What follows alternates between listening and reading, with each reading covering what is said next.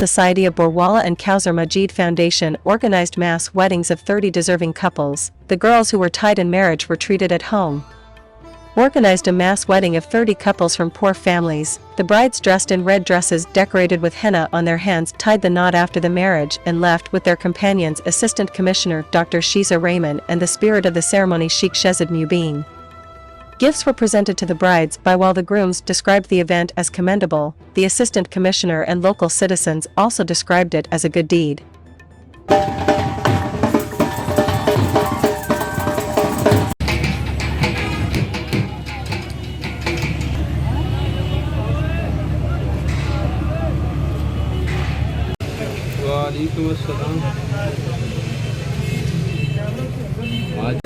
مسلمان حاضر دینار حکم شرع دے 3000 روپے شریعت میں جو کہ تمام ادا کرنا ہے.